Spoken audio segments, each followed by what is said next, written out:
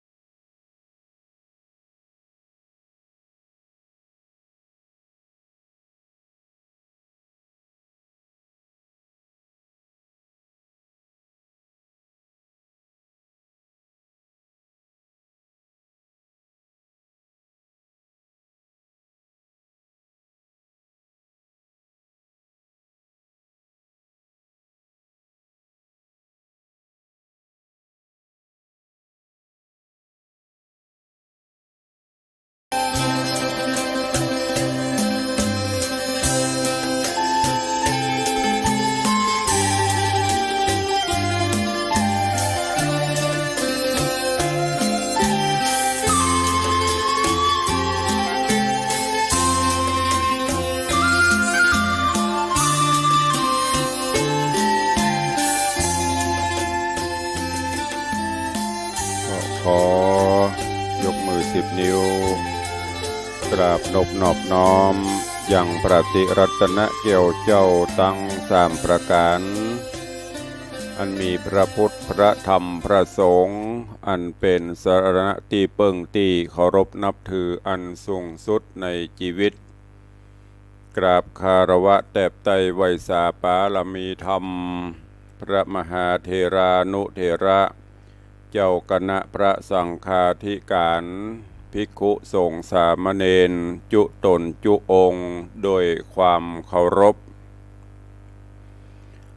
ขอเจริญสุขเจริญปร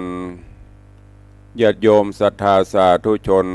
พุทธบริษัทสันนิบาตตันเข้าจุหนุ่มเท่าใจยิงก็ขอน้อมต้อนรับทุกท่านเข้าสู่รายการมรดกธรรมกำเมืองและสารธรรมกำเมือง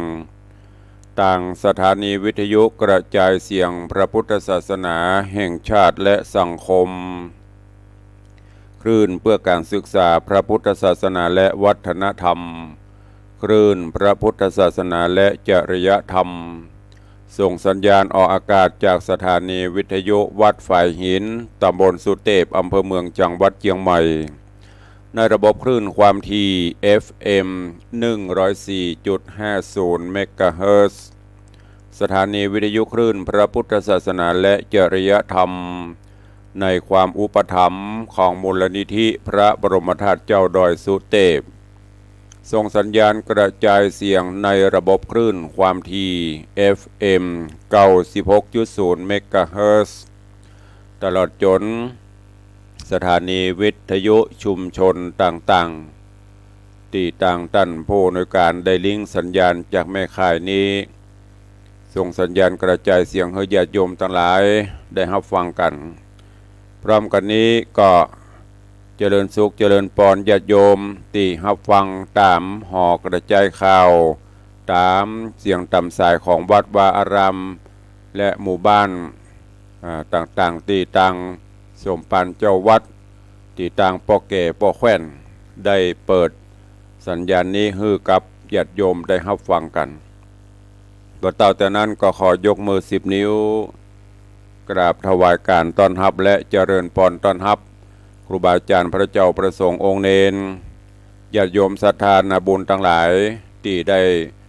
เข้ามาติดตามรับชมรับฟังทั้งภาพและเสียงการไลฟ์สดต่าง Facebook ไลฟ์ของวัดวังสิงห์คำ Facebook ไลฟ์ของธรรมะภาคเหนือ Facebook ไลฟ์ของแสงธรรมส่องใจ Facebook ไลฟ์ของทีวีวัดฝ่ายหิน Facebook ไลฟ์ของ104ธรรมะคลายเครียดตลอดจนหน้าจอ Facebook ไลฟ์ของญาติธรรม FC แฟนรายการที่ได้เข้ามาแล้วได้กดแชร์เสียงธรรมเสียงบุญนี้ไปยังกลุ่มของเพื่อนๆรายการนี้ดำเนินโดยกล่าวกับผมอาตมภาพตุลุงในวังพระครูวิสิทธิ์ศิลาภรณ์รองเจ้าคณะอำเภอเมืองเชียงใหม่เจ้าอาวาสวัดวังสิงห์คำตำบลป่าแดดอำเภอเมืองจังหวัดเชียงใหม่นำรายการธรรมะม่วนๆแบบปืนบ้านล้านนามาพบมาปะกับทุกท่านตั้งแต่เวลานี้เป็นต้นไปปากันวันนี้สภาพอากาศเบื้องต้นรายงานก่อนเนาะตั้งแต่ตะคืนก็ฟ้าฝนตกลงมาพายุกำลังแผ่บารมีเข้ามาแหมแล้วเป็นคำรบที่2ที่3ก็บางทีก็หนักบางทีก็เบาเนาะลักษณะอากาศจะนี้ก็เป็นห่วงพี่น้องญาติโยมศรัทธาอาจจะมีซ้ำหอยเนาะพี่น้องตังเชียงไฮ้ตังแม่อายตังฝั่งตังเป้าหรือทุกพื้นที่ก็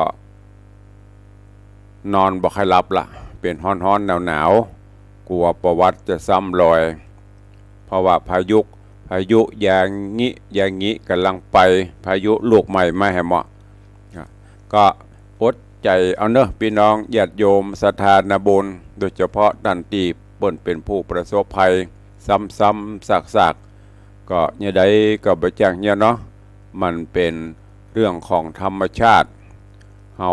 ก็บ่สามารถที่จะไปฝืนเปิ้นได้ก็มันเกิดขึ้นตั้งอยู่แล้วมันก็ดับไปมันก็ผ่านไปจะได้ก็ตามขอส่งเสียงนี้ส่งกำลังใจนี้ไปยังผู้ประสบภัยต่างๆเนอะและส่วนผู้ที่บ่มีภัยก็ต้องระมัดระวังอยู่ใจว่ามันจะปลอดภัยเพราะว่ามันรู้ว่ามันจะไปทางใดทิศทางลมจะไปทางใดเนาะป้องกันไว้ก็จะได้บ่เสียหายนักก็ขอ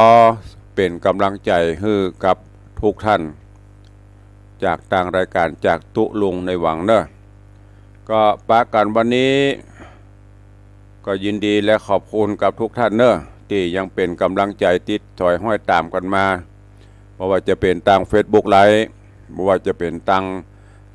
สถานีทางบ้านทางจองติดตามรับฟังเป็นกำลังใจกันไว้ดีเสมอมาก็ขอกราบขอบพระคุณและขอบคุณกับทุกท่านโดยเฉพาะก็มีครูบาอาจารย์พระมหาเถระพระเจ้าประสงค์องค์เนรก็ติดตามรับฟังกันอยู่ ญาติโยมศรัทธาผู้เฒ่าผู้แก่พ่อบ้านแม่บ้านลูกหลานเยาวชนก็ติดตามรับฟังรายการของตุลุงโดยดีเสมอมาขอบคุณทุกท่านตัวเองก่อนที่จะได้ฟังน้ำฟังธรรมตลอดจนนำข่าวสารมาอู้มาจากันก็ขอต้อนรับพี่น้องญาติโยมตีทางหน้าจอ Facebook ไลฟ์ก่อนเนาะเจริญปอนต้อนรับโยมสรินทิพย์บุญเลิศเนอกราบไหว้สาธุเจริญปอนโยมปินันล่าปินันจรันปิยจันทร์ดอยซิวเจริญปอนต้อนรับโยมปินันอิสมเตปินปินันอิสมเจ็ดสีเจริญปอนโยมประภักเนอโยมประภักก็กำลังเข้ามาติดตามรับชมรับฟังนอกจากนั้นก็มีคุณโยมเพนศรีคุณโยมทองคำที่วงคำโยมสมทรงสิทธิตาโยมอรพินใจที่กรตะกี้กำลังเข้ามาตั้งบรรลุไปพ้องก็มีก็ประทานอภัยตัวเนอะก็ขอน้อมต้อนรับทุกท่านเข้าสู่รายการตัวเองเวลาก็ล่วงเลยไปเวยนักแกก็มาติดตามรับฟังพระธรรมเทศนาหัวใจของรายการให้ก่อนเนาะในเรื่องของสุวรรณพรหมาตุลุงได้เทศนาจบลงไปแล้ว11ผูกวันนี้จะขึ้นผูกที่12แล้วเด้อผูกที่12ละเรื่องราวในตอนที่แล้วก็หลังจากที่บกคลปตะอันเป็นลูกของท่านเจ้าวรกิติกากับแม่นางปทุมมาใหญ่หน้ากาบานมาก็ขอลาป้อไปศึกษาไปห่ำไปเฮียนวิชาความรู้ที่เมืองตะกะศิลาเพื่อมาเสริมเติมความรู้การห่ำการเฮียนนี้เพิ่นบอกว่าไม่มีใครแก่เกินเรียนเท่าแก่ก็เฮียนได้หนุ่มกำนำไม้ก็เฮียนได้พ่อหอแม่เฮือนก็เฮียนได้อันนี้ก็เหมือนเดียวกันโบกคลปตะขอลาพ่อลาแม่คือบรกิติกาก็ปทุมมาไปห่ำไปเฮียนและในระหว่างต่างนั้นโบกคลปตะนี้ก็ไปพบไปปะไปได้เปื้อนไปพบไปปะเปื้อนระหว่างที่จะเดินทางไปห่ำไปเฮียนก็คือไปปะกับปหุปิตาลูกของพญาเจ้าเมืองมัตตราชโอ้กันถูกลงโป้งคอกันตกลงถูกลงโป้งใจกันดีเข้าใจกันดีเอากันเป็นเพื่อนเป็นฝูงแล้วก็ไปห่ำไปเฮียนที่ทิศาปะโมกครูบาอาจารย์ที่เมืองตะกะศิลาจนจบปริปุณังถ้าเป็นอย่างที่พอจบด็อกเตอร์จบแล้วก็เนี่ยก็ล่ำลาครูบาอาจารย์ขอขมาลาโทษกันเสร็จเปิ้นก็ล่ำลา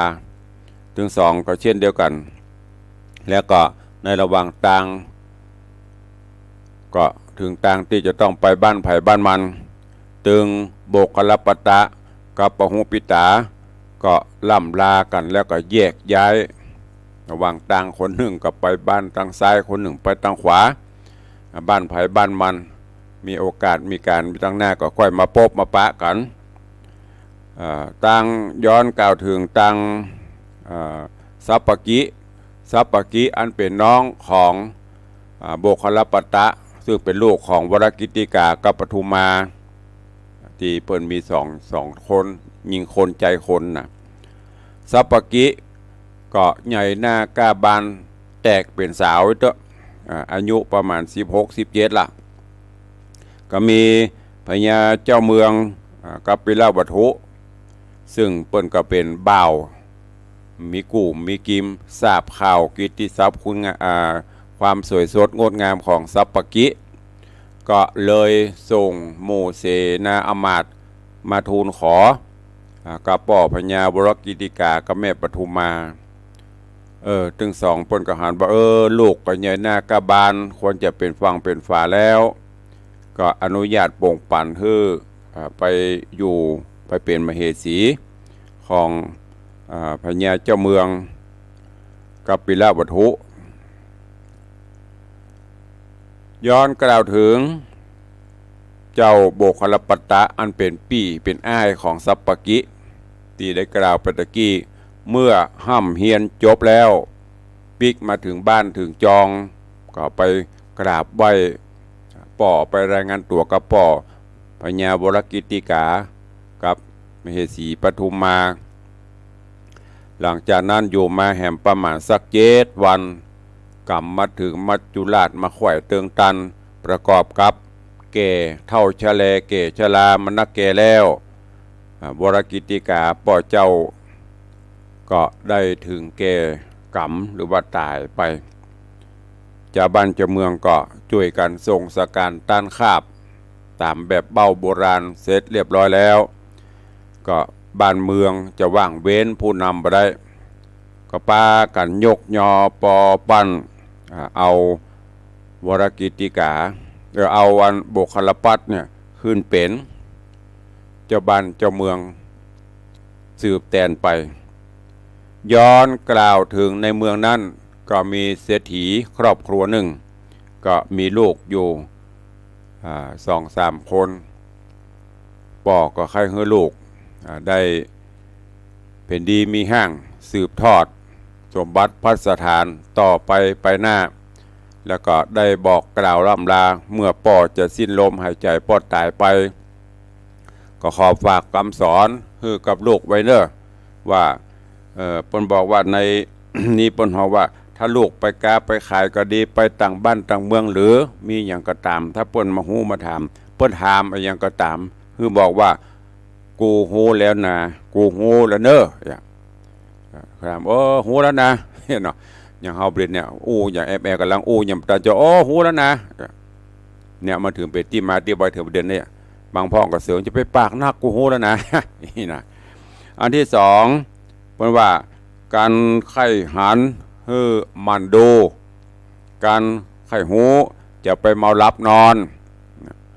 ไข้หูไข้หันก็มันดูก็หมายถึงว่าเปิ้นเนี่ยเปิ้นการงานอย่างก็เนี่ยมันพอมันดูศึกษาเอาครูพักลักจำจะได้หูไข้หูไข้หันจะไปเมารับเมานอนใจกินข้าวแรงแล้วหัวต้มหมอนโขนพืดนะบ่ฮู้อย่างไผอย่างก็บ่ฮู้จะไปเมาลับลำไปกับดีอันต่อมาเพิ่นบอกว่าอาบน้ำพิษตา อาบน้ำพิษตาเป็นจะได้ก้อยฟังกันต่อไปเนื่อนี้อันที่สี่พี่น้องเป็นดี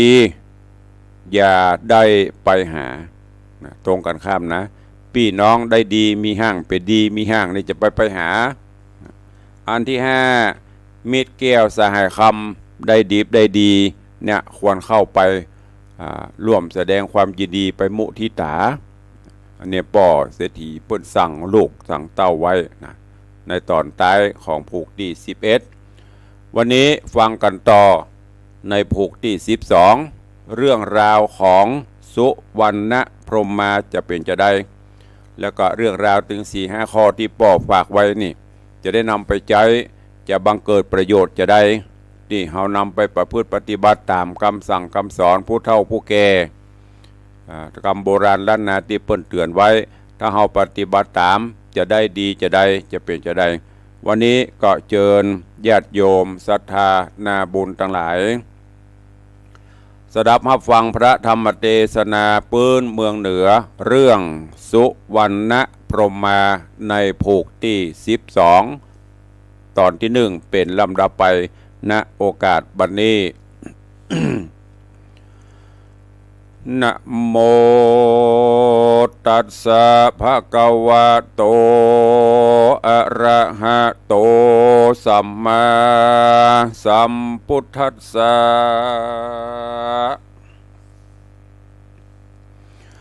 พ้นโตกามตาสิโนปันทุวาสิโนโหติสัทธโวดุราสัพพุริสตังลายตั้งยิ่งใจใหญ่หน่อยใจไฟหอยตั้งบุญฮือตันนุนเข้าน้ำเอาศีลกำตัวไปภาวนาในบ่ขาดบ่ประมาทตั้งธรรมจุงดาจำติดต่อตามบาทขอบาลีว่าพ้นโตกามตาสิโนดังนี้เป็นตนติดสืบสนตัวไปบัดนี้เดเต กันว่าใจหนุ่มเนาอันเป็นลูกเก้าเศรษฐีเข้าสู่ปุรีเมืองใหญ่ห้องนันควายเป็นไม้ว่าดูราพี่น้องเจ้าเฮาตั้งหลายเฮ้ยม้วนหมู่บอกว่าภายอยู่แดนใดขอจุ่งฟังกำไข่ขาน้อยอันมากล่าวถอยขี่แง่อันว่าขานี้นาหากมียังกำหูความหูดีวิเศษเป็นของตีบเตดเจียงคานดีกว่าอลังการสายสวยแหวนใส่ก้อยวันนะไหวแม่นพูดใดอยากได้ตัวขาไทยก็จะขายทนยิ่งใจก็มาซื้อไว้เตียงจักได้เป็นกุลปางเมื่อไปลุนเมื่อซอยเจ้าหนอน้อยคิงรามเอิ้นเป่าตามพับควายก็ไปจวบใส่ยังผาศาสตร์แห่งเต้าราชปรณสีก็มีหันเล่นนาตังสุตวาลาจาในการละนอนใส่เต้ายศใหญ่โบกคลปัตตะตนองค์อาจอยู่ภาศาสตร์หอคำได้ยินกำเป่าห้องเสียงดังกองหนไกลยินสงสัยแต่เล่าว่าคนหนุ่มเทาตั้งหลายหรือว่ายิงใจใหญ่น้อยเขาผิดถ้อยเถียงกันมีเสียงนั้นเดือดไม้ต้นเต้าไทยผาปลาจริงใครขี้แย่โอกาสทำอำมาตต่างตาว่าเป็นไผจะเป่าห้องเสียงนั้นกองปุรีเฮาฟังดีบอทีหากเป็นที่สังกาอำมาตต่างตาผู้ใหญ่กันเต้าไทยไข่ปานก็รีบเร็วปันไววาดจากภาศาสตร์ไปสู่ยังติอยู่ใจรำกันหูความทวนทีบ่มีที่สังกามจริงป้ามาบ่จะไปหาเจ้าฟ้าหอจันนบมาที่โรงกันใหญ่กว้างอยู่จิมข้างหอคำมีเสนานำกลิ่นเกลาอำมาตย์เฝ้ายังใหญ่คนยิ่งใจพร้อมแน่ตั้งปอกกาปณิจาปากันมาเป็นหมู่เฝ้าท่าอยู่ลายลำส่วนใจรามนอนใส่โนบน้อมไว้เต้าปรณสีเต้าปุริยศอาจก็โอกาสจะถามว่าดูราใจรามหนุ่มน้อยแน่ชื่นจ้อยสีใสมาอาจาขายเป่าห้องดังตัวต้องปาลาสันได้จะใครหูจุงกล่าวอู้ตามลายตนคำใจหนุ่มเดากันเต้าเจ้าจะทำก็ไข่กำงามบอกกล่าวว่ากำอันคาเอิ้นเป่านั้นใส่ขอบอกไว้ตามมีว่าเป็นกรรมหูดีวิเศษเป็นของติบเตดเหลือหลายค่านำเอามาขายเลี้ยงต้องพดสู่ห้องเมืองหลวงฮือคนป้านปวงหนุ่มเทาได้หูเก้าขี่แย่และหน้าตังสุตัวราชาในการละนั้นเล่าเต้าเป็นเจ้าภาปาลา ได้ยินขี่ยาถอยวาดแห่งเจ้าหน่อยนาดกลิ่นโกเอากำหูมาขายเต้าบุญภายยดใหญ่ก็ใครหัวใส่แล้วไข่ขี้เนื้อกล่าวถอยว่าตั้งแต่น้อยเกิดมาถึงกาลนี้นาปุ่นแต่ก่อนกี่เดิมอ่อนไผบอลอนจากหูว่าเอาความหูมาขายเอากำอู้มาขายเอาก้าลายเลี้ยงใส่ตนเต้าไทยปลานาเสก็ถามลูกเศรษฐีนั้นเราว่ากรรมว่าอันกรรมหูเต้ามีอยู่จงกล่าวอู้ไขมาแม่นเฮาราจอบใจกำหูใดนั้นใส่จักซื้อไว้เดลีลูกเศรษฐีหนุ่มเดาก็ตั้งเก้าเล่าบ่จ้ายังกำหูตั้งแห่เป็นมาแต่เก้ารอดไปหลายแลบ่เวนเวสกรรมเต้าหอกคำที่ราชฟังเจ้าน้อยนาดไข่ปานมีใจมันจื่นจอยจริงกล่าวถอยจะถามว่ากำหูงามนั้นใสมีก้าใดเต้าใดอันจาเตนั้นลูกเศรษฐีก็กล่าวโอว่ากำหูตั้งแห่จักไว้ก้าบ่หลายข้าจะขายบ่แปลงจำพวกละคำแดงเต้าอันจุงกึดดันตามธรรมเจ้าหอกคำอาจกล้าได้หูก้าตามเมจริงไขว่าเตตันต่อว่าดูราเจ้าน้อยนอคิงรามกำหูงามนั้นใส่เฮาจักซื้อไว้ดีเล คือกรรมาวาตีพี่น้องเป็นดีอย่าได้ไปหามิตรสหายมามิตรสหายนาเจ้าหมู่ได้กินอยู่เจยบานสุขสำราญน่าสายกวนดีไปหาสู่กรรมหูมีอยู่ตั้งสองข้าหากรีบปองขอซื้อไว้ต้านเต่าไทยพาปลาไข่ขี้เนื้อโอกาสเฮืออำมาเตรียมใจเอาคำใส่500มาเฮือใจหนุ่มน้อยบัดเดียวก็มีหันแหละนะตาในกาลนั้นเล่าก็ยังมีอำมาตย์กะเก้าผู้หนึ่งใส่นั่งอยู่ไกลป้อพญาสิเนงหาอยากได้ยังกำหูไว้ไข่ปันว่าการใครหันฮือมันโด ว่าการใครหูอย่าหลับนอนเป็นกำสอนแต่ไทยข้าจักซื้อไว้กับตน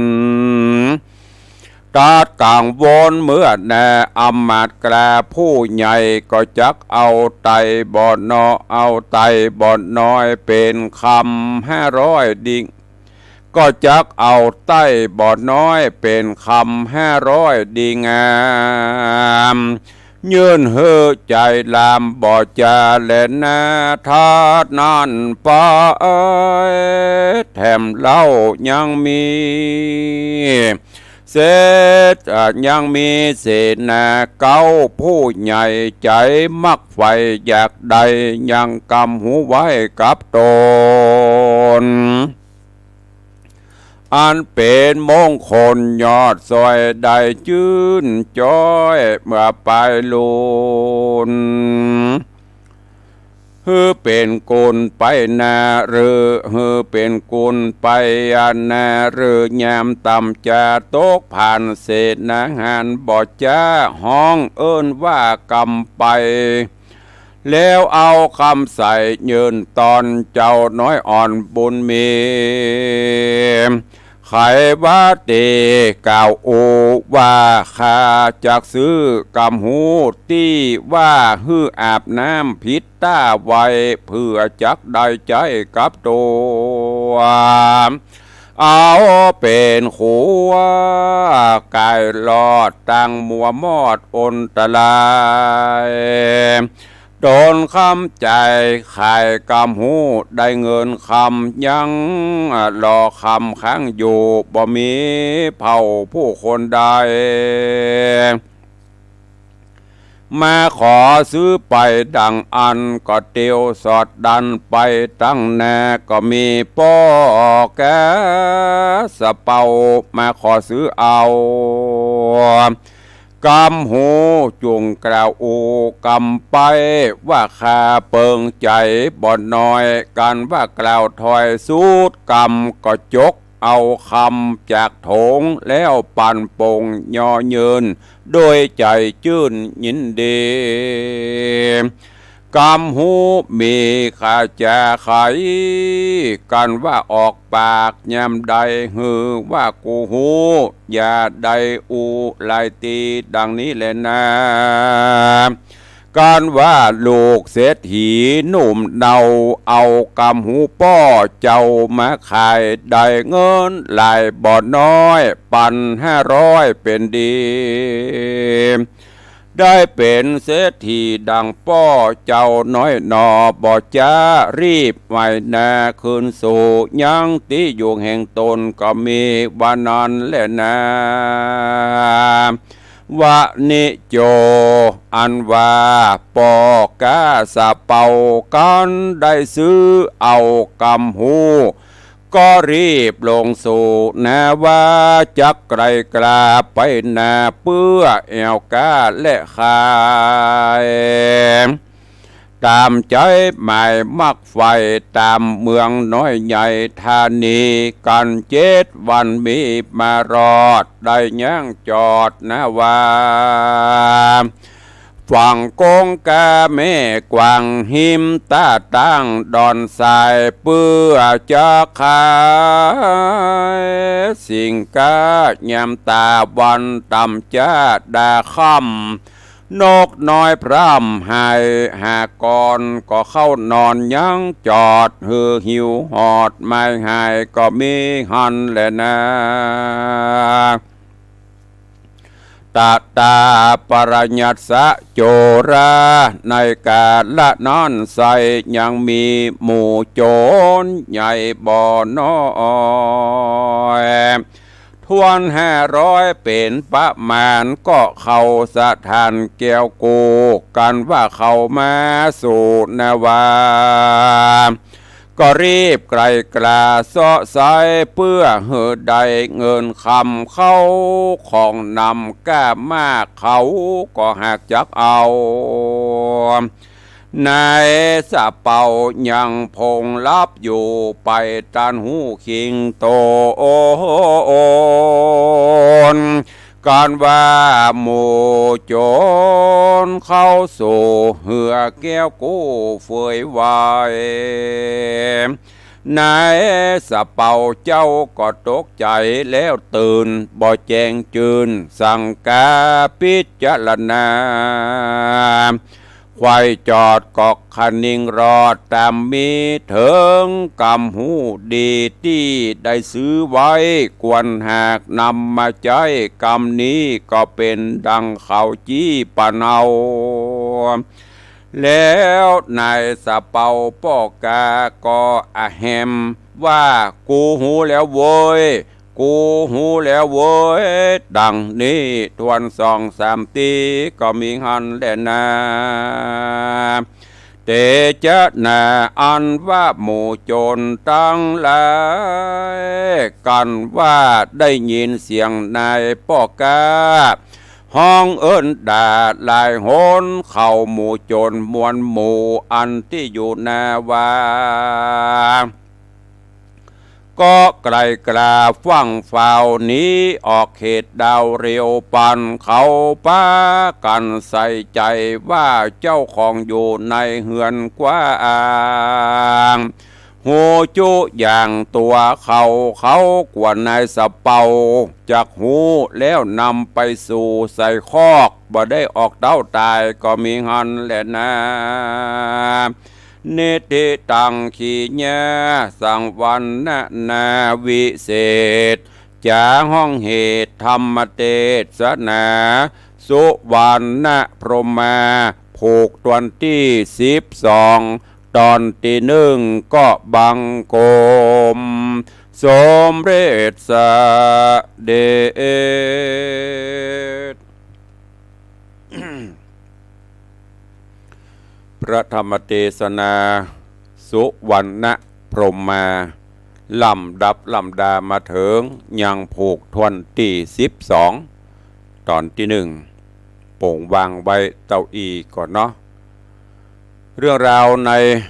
กันนี้ลำดับลำดามาถึงลูกเศรษฐีที่กล่าวแต่ต้นว่าเศรษฐีเพิ่นมีลูก 2 คนพอใกล้จะตายใกล้จะหมดกรรมหมดเวรถ้าเป็นอย่างเดียวพอเขาทำพินัยกรรมเนาะแต่นี้เพิ่นก็ห้องมามาบอกลูกทั้งสองก็บอกว่าลูกเฮ้ยถ้าบุญป่อเสี่ยงไปตายไปคือลูกทั้งสองเนี่ยสมบัติพัสถานอันใดที่มีอยู่คือแบ่งกันเนอะแบ่งเต่ากันจะไปให้คนนั้นได้นักคนนี้ได้น้อยเนอะจะไปพิษไปเถียงกันกับสมบัติพัสถานป่อจะได้วางอกวางใจตายตาลับพอดีถึง2 คนนั้นคนปี่ก็บอกว่าโอ้ป่อสมบัติพัสถานมันกินมันมีวันหมดมันเสี่ยงขายกินไปมันก็หมดไปลูกบักเขาได้ลูกเขาได้ความรู้ลูกเขาได้กำอู้ต่างๆที่เป็นความรู้จะได้เอาไว้กับตนกับตัวความรู้นี่มันกินบะมดบะเสี่ยงให้หน้าปัดตั้งสมบัติพัสถานนี้มันยังมีวันขายมดขายเสี่ยงจากนั้นเมื่อได้ยินจะอีป่อก็ดีใจเมื่อเป็นความประสงค์ของลูกจะนี้ป่อก็บะห้ามปั๊มป่อก็เอากำอู้หรือความหูมอบฮือมีอยู่5 ข้อด้วยกันข้อที่คือกล่าวคำว่ากูหูแล้วโว้ยหรือว่ากูหูแล้วนะนี่เป็นคำที่1นะอันที่2การไข้เป็นคำว่าการไข้หันคือมันดูการไข้หูจะไปเมารับเมานอนการไข้หันคือมันดูไข้หูไข้หันจะไปเมารับเมานอนอันที่3คืออาบน้ำผิดตาอาบน้ำผิดตาก็คือจะไปอาบตาเดียวอันหลายตาผิดตาเป็นอาบนึงเขาไปมันติ้งอีกแล้วอันที่4พี่น้องเป็นดีอย่าได้ไปมหาไปสู่พี่น้องปองปลายเขาเนี่ยลูกออกท้องเดียวกันเนี่ยเขาได้ดีประทับไปหามันเป็นจะได้ก่อยฟังกันไปอย่างพอถึงบ่ฮือไปหาอันที่5เป็นบอกว่าถ้ามิตรแก้วสหายคำเปื้อนฝูงได้ดีอันนั้นควรไปมุทิตาไปแสดงความยินดีตัว5 ข้อที่ป่อเสียทีเอาให้ลูกพอได้จะอีแล้วเมื่อมานานก็ขอลาป่อจะไปสังหน้าไปหาประสบประการไปค้าไปขายไปอย่างมูมันนะป่อก็อนุญาตไปก็เดินทางไปเสาะขายปุ่นไปจนถึงเมืองของป่อพญาบุคลปัตไปถึงก็โอ้เจ้าบ้านเจ้าเมืองเดือดเศร้าเดือดนั้นสันเราโอ้เขานี่หยั่งกันนี่ก็ปรากฏว่าเสนามาโอ้มีคนเพิ่นมาเสาะขายครัวแต่บหันครัวนะ ขายกำอู้ขายความหูป้อพญาโบคลปตะก็มันเป็นจะได้มาขายความหูมันเป็นจะได้ก็เอาตัวเข้าเฝ้าลูกเสียทีก็เล่าให้ฟังว่าข้ามาขายจะนี่ป้อพญาได้ยินได้ฟังจะอันโอ้ถ้าจะดีก็ก็เลยขอซื้อไว้เพิ่นก็ขอซื้อเพิ่นถามว่าขายจะได้บ่ยากบ่แพงข้อละ1 คำต่อคำ1 แข่งคำ1 แข่งป้อพญาก็อันเป็นไงข้าก็จะตัดใจ ข้าจะซื้อนับตั้งแต่นั้นก็มันก็ขายไปเป็นกำเป็นข้อบอกว่าลูกป้อพญาก็ซื้อไว้เหี่ยกรรมเศรษฐีเสนาอำมาตย์ก็ซื้อไว้เหี่ยกรรมเป็นข้อไปจนกระทั่งถึงพ่อกาสะเปาก็เดี๋ยวนะหมุนเดี๋ยวก็ว่าจะได้อู้ต่อไปพ่อกาสะเปาซื้อข้อกรรมติปนบอกกรรมแรกนะว่าโอ้ข้าหูแล้วเว้ยหรือกูหูแล้วเว้ยนะซื้อไว้เมื่อขายหมดกับปิกได้เงินได้คำแล้วปิกบ้านแต่ละท่านตั้งแต่ป้อพญาตั้งแต่เสนาอำมาตย์มาจนถึงพ่อกาสะเปาจะลองเอาไปใจพอหรอมันจะแตกก่อนโดยเฉพาะคนแรกตีลองก็คือพ่อกาสะเปาซื้อเอาข้อไว้ดีกว่ากำกูหูแล้วเว้ยนะแล้วก็ลงเรือสำเปาไปก็ดึงสมอล่องลอยสำเปาไปก้าไปขายค่ำที่ไหนก็จอดหันพอดีวันหนึ่งไปค่ำที่ระหว่างทางก็จอดพักยั้งโอ้ซ้ำไปพักยั้งที่มีหมู่โจรสลัดป่นนะทอดสมอจอดปอกาสำเปาก็รับเดิกมาโจรวันนี้ก็ลงเรือล่ะไปเสาะพอป่นเอาไปเอาครัวของเปิ้นเรือก็หยั่งปอกาสำเปาก็สะดุ้งตื่นก็อุทานขึ้นละเมอกั่งเด้อเนาะหูผ่องบ่หูหลายนั่นบ่สลือกูหูละโว้ยกูหันละโว้ยน่ะกูหูละโว้ยข้อโมโจรที่มาเฮือสะเปาเอาเจ้านายมันตื่นแล้วเฮ้ยปอกาสะเปาตื่นมันหูได้ดีบีโดนยิงเด้อก็ปากันสวะเข้าของเงินคำสัมปติได้สิยังล่นขึ้นเหือไปปนเหือไปจนกระทั่งควายมาปอกาสะเปากับพอสำรวจครัวยังอยู่เหมือนเก่ากระเพาะกรรมเนี่ยกั่งหรือว่าหูพ่องบ่หูพ่องสลือเปิ้นจะมาลักกับกูโหแล้วเว้ยถ้าเป็นเปิ้นอย่างเฮาไปอยู่กันนะเจ้าของเปิ้นตื่นขึ้นมากะปื้ออากาศไปอยู่ละก็เดี๋ยววันต่อไปตุลุงจะมาแถลงว่าแต่ละข้อเปิ้นเอาไปใช้ได้ประโยชน์จะได้ตอนนี้กำลังประเดิมแรกอยู่มันจะมีหลายข้อมี5 ข้อด้วยกันพี่น้องเป็นดีอย่าไปหาไปสู่ถ้าเพื่อนฝูงได้ดีควรจะไปหาไปสู่ไปกอยไปปอเนี่ยแต่ละข้อแต่ละเรื่องเด้อคืออาบน้ำพิษตามันจะเป็นจะได้เพิ่นเอาไปใจแล้วมันจะบังเกิดประโยชน์จะได้ก้อยฟังกันไปในตอนที่2ของผูกนี้เนอะปีวันนี้กระโปงวางไว้เต้าอี้ก่อนเพื่อจะได้นำข่าวสารอย่างมาอู้มาจ่าในใต้รายการแหมสักเล็กน้อยเหลือเวลาบรรนักก็เดียวก็จะหมดเวลาละขอบพระคุณกับครูบาอาจารย์ทุกรูปทุกท่านเนอะขอบคุณพี่น้องญาติโยมศรัทธาบุญติดตามรายการมาโดยตลอดวันนี้ทางหน้าจอ Facebook ไลฟ์ก็มากันหลวงหลายทางโทรศัพท์ตะกี้มันหายบรรลุไปอ่ะ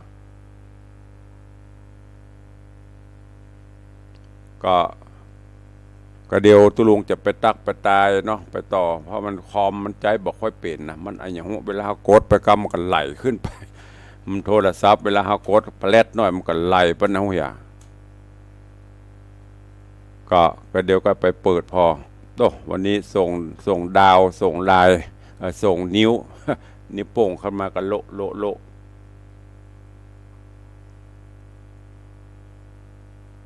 ถึงปีหมอถึงอย่างหันมีหลายอยู่ก็เดี๋ยวก็ไปตักเนาะก็เดี๋ยวทุลุงตักเข้าไปมันจะลุดไปก็ขอบคุณเนอะพี่น้องญาติโยมศรัทธาที่ได้ร่วมทานน้ำใจสู่ผู้ประสบภัยอุทกภัยตามที่ตุลุงได้ประกาศไปและที่สำคัญกราบขอบพระคุณเมตตาบารมีของท่านเจ้าคณะพระสังฆาธิการทุกวัดทุกรูปทุกระดับตั้งแต่เจ้าคณะตำบลทุกตำบลเจ้าอาวาสทุกวัดในเขตละแวดวงของอำเภอเมืองเชียงใหม่135วัดที่ได้สังฆสามัคคีตามที่ได้ขอความร่วมมือในการจัดสิ่งของถุงยังชีพเข้าของสัมปติตลอดจนปัจจัยเพื่อที่จะนำไปสงเคราะห์อนุเคราะห์ช่วยเหลือผู้ประสบภัย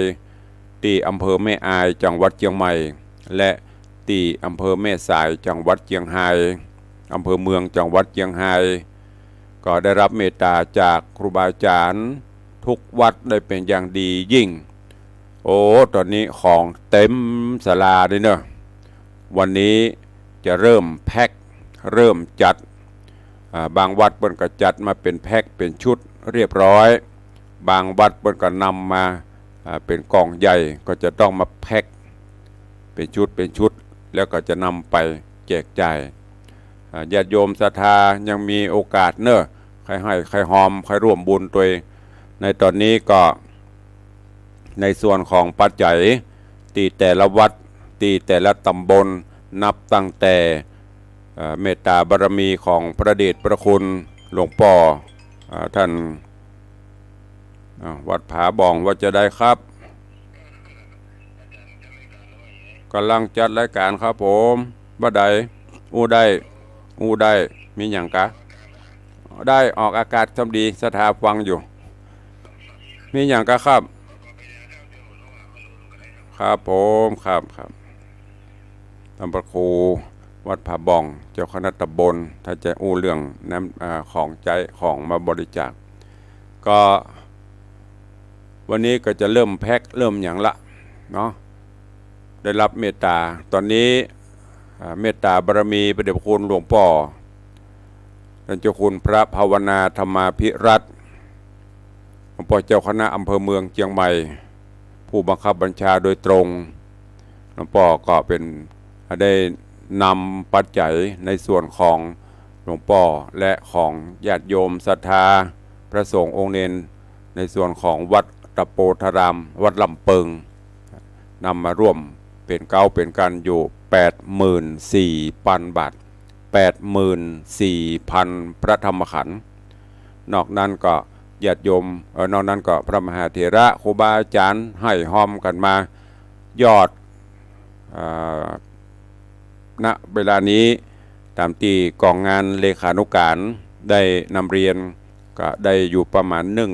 180,000 กว่าบาทก็คงจะถึงทะลุ 200,000 อยู่ก็จะได้แบ่งสรรปันส่วนไปสงเคราะห์วัดพ่องบ้านพ่องการใช้จ่ายในการเดินทางพ่องเนาะกับขอบพระคุณและขอบคุณกับพี่น้องตั้งสถานีวิทยุเฮานี่ก็ที่ร่วมผ่านบริจาคผ่านมาก็ยังได้รวมเส้นเนอะก็ได้ปอควรอยู่ขอบคุณทุกท่านยังมีเวลาเนอะใครจะร่วมบุญกุศลด้วยก็ได้นี่เป็นส่วนของซับน้ำตาผู้ประสบภัยด้วยน้ำใจของคณะสงฆ์ศรัทธาคณะสงฆ์อำเภอเมืองเชียงใหม่ซึ่งอาตมาภาพได้ดูแลในส่วนของฝ่ายสาธารณสงเคราะห์และศึกษาสงเคราะห์ตามที่พระเดชพระคุณหลวงพ่อท่านเจ้าคณะอำเภอได้มอบหมายหน้าที่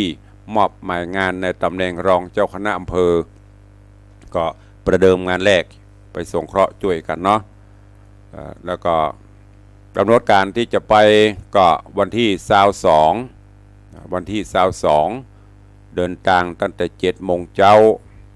วันที่21ก็เก็บของเตรียมครัวขึ้นรถโดยขอเมตตาอนุเคราะห์รถ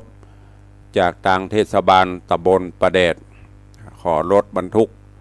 แล้วก็รถนำแล้วก็ขอเมตตากับทางมหาวิทยาลัยมหาจุฬาลงกรณราชวิทยาลัย วิทยาลัยเขตเชียงใหม่วัดสวนดอกขอรถบรรทุก1 คันแต่วันนี้จะต้องเช็คข่าววันนี้วันศุกร์ละจะเช็คข่าวได้บ่ได้ที่ไหนขัดได้ก็ต้องติดต่อประสานงานคือมันสำเร็จออกเดินทางวันที่22เวลา7 โมงเช้าก็รวดแจ้งถึงครูบาอาจารย์พระมหาเถระเนอะในระแวดวงโคงอำเภอเมืองครูบาอาจารย์จะไปร่วมก่อนนิมนต์นะครับเนอะไปจุดรวมพลกันที่ปั๊มปตท.แม่ริมปั๊มปตท.แม่ริมเนอะหลังจากทุกอย่างพร้อมเขาก็จะไปพร้อมกันก็คาดว่าจะออกจากที่ห้านก็พุ่นประมาณ7 โมงปลาย8 โมงเพราะว่ารวมพลนัดกัน7 โมงเคลื่อนจากวัดไปถึงปุ้นรวมพลกันเสร็จเรียบร้อยก็ออกเดินทางจะไปถึงที่แม่อายก็พุ่นประมาณเที่ยงปลายบ่ายโมงก็ต้องไปฉันเข้าระหว่างต่างเนอะนิมนต์ เตรียมสัมภาระของภายของมันเนอะช่วยเหลือตัวเองทางวัดกองงานเลขานุการ รองเจ้าคณะอำเภอก็จะทำอาหารไปตัวญาติโยมที่ไปตัวเพื่อก็จะเตรียมไปเนาะเพราะว่าเฮาบอกว่าจะไประหว่างต่างมันจะมีที่ฉันก็แต่เพื่อความไม่ประมาทก็เตรียมเสื่อสาดเตรียมน้ำดื่มทำกับข้าวไปตัวโอ้ไปนั่งฉันกันระหว่างต่างม่วนไปแหบแบบเนาะไปว่าโอ้รองเจ้าคณะอำเภอใหม่ป้ายแดงขี้จิบ่ได้จิเนอะเตรียมพร้อมถ้าเจอร้านอาหารก็นั่งได้ไม่มีปัญหาแต่ไม่ประมาทเตรียมพร้อมก็นำเรียนเจ้าคณะพระสังฆาธิการที่ฟังอยู่นะครับเนอะไปร่วมกันไปหลายๆจังสังฆะสามัคคีของหมู่เฮาคณะสงฆ์อำเภอเมืองในเมตตาบารมีของหลวงพ่อพระภาวนาธรรมาภิรัตน์หลวงพ่อเจ้าคณะอำเภอแล้วก็ท่านหลวงพ่อดำพระครูวิทิตศาสนธร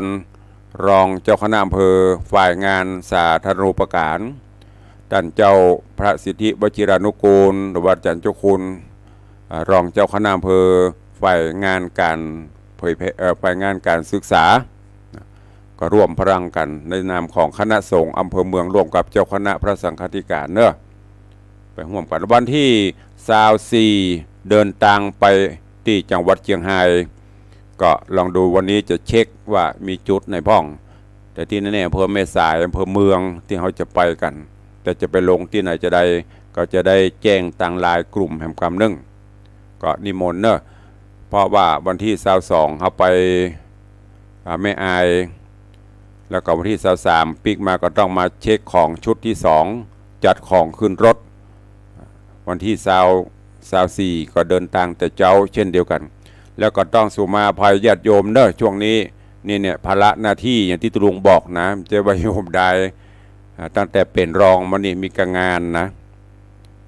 แต่ว่าวันตั้งแต่เดือน12มันนี่12เปงมาวันค่ำนะการงานทางบ้านก็อาจจะได้ไปอย่างบ้านวังสิงคำตะวาก็เผาไป1 ศพศรัทธาวันนี้นะทีนี้ก็มีห้าน้ำส้มถ้าจะไม่ได้ไปร่วมเปิ้นเพราะหน้าที่ก็แจ้งให้ทุกท่านตัวเอาทางบ้านเดี๋ยวเวลาทำน้อยเพื่อเปิ้นมีเจตนาฟังตุลุงอยู่ใครห่วงบุญตัวกาใครอู้ใครจ่าก็เข้ามาได้เนอะใครจะอู้จะจะจ่าตัวเหลือเวลาประมาณ3 นาที4 นาทีแห้งเวลาไปเถอะใครห่วงบุญกุศลตัวก็ได้เนอะ40-50 บาทได้หมดเงินเล็กๆน้อยๆก็เป็นเงินนักเงินล้านมันก็มาจากเงิน25 สตางค์ก่อนจะบอกโอ้กวดตุลุงว่าเอามาได้บะหมี่บ่ว่าอย่างเนอะตามเจตนาสถานบุญเจริญปอนเมืองแก่นมาแล้วมันจุ่มเมืองเย็นปล่อยมันลงมาถึงแน่ปนสาธุนะปอนเนอร์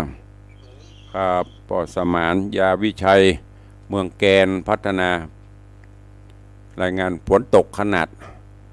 นี่ก็โตขนาดละพวกก็ทั่วเพราะห้องพายุเนี่ยลูกใหม่กำลังเข้ามาก็ไปภาวนาจะเพื่อมันหัก3-2แห่งงานเนื่องเนอะพี่น้องญาติโยมศรัทธาอันนี้ในส่วนของวัดวังสิงคำเนอะเดือนพฤศจิกายนวันที่6ที่7ที่8โอ้อย่างหลายวันทุลุงเพราะมันมีหลายงานวันที่6เป็นงานพิธีเริ่มงานจุลกฐินตั้งแต่เก็บฝ้าย กรอฝ้ายปั่นฝ้ายม้วนฝ้ายถักเย็บย้อมตัดผ้าจุลและกฐินที่มหาวิทยาลัยฝ่ายเทิร์นสนามบินเนอะจะมีพิธีตั้งแต่วันที่6ตั้งแต่กินข้าวงายแล้วก็มีพิธีทางด้านช่างปั่นไฟต่อไฟกันไปแล้วก็จะเข้าสู่พิธีสงฆ์ในรอบมะค่ำเมื่อคืนก็จะมีการเตะธรรมสวดโยโกห้องสมโพธิในระหว่างที่เปิ้นปั่นเปิ้นทอเปิ้นตัดเย็บกันนะตลอดคืนวันที่7เตรียมความพร้อมแล้วก็ประมาณ8:30หรือ9 โมงเคลื่อนขบวนจากมหาวิทยาลัยฝ่ายเทิร์นเข้าสู่วัดวังสิงห์คำพี่น้องญาติโยมศรัทธาวัดวังสิงห์คำ FC แฟนรายการสายทานสายต่างๆก็นำต้นกฐินต้นปัจจัยร่วมกันเข้ามาหลังจากนั้นแล้วก็จะได้ประกอบพิธีเจริญพระพุทธมนต์สืบชะตาคือกับคณะกฐินและญาติโยมศรัทธากูคู่กูคนเพื่อเป็นสิริมงคลแล้วก็ประกอบพิธีทอดถวายจากนั้นก็ถวายภัตตาหารเพลเลี้ยงข้าวปลาอาหารญาติโยมศรัทธาเป็นเสร็จพิธีการทอดกฐินวันศุกร์ที่8เวลาประมาณ9:09จะได้ประกอบพิธีวางศิลาฤกษ์เลิกงามยามดีที่จะได้สร้างกุฏิสงฆ์หงหลวงเนอะการนี้ตุลวงก็เจริญปอนเจิญท่านสาธุชนญาติโยมนักศีลนักบุญเศรษฐีใจบุญในทุนใจดีเนอะมาร่วมกันสร้างบารมีแปลงกุฏิสงฆ์หงหลวงอันเป็นที่อยู่ที่พำนักอาศัยของพระสงฆ์องค์เนรเราจะได้มีที่อยู่ที่อาศัยกันตามเจตนาศรัทธาเนอะก็ได้เชิญชวนทุกท่านตัวเองเอาแล้วเนาะวันนี้มีกับปอดสมานเมืองแกนพัฒนารายงานตัวคนเดียวต่างวิทยุส่วนต่าง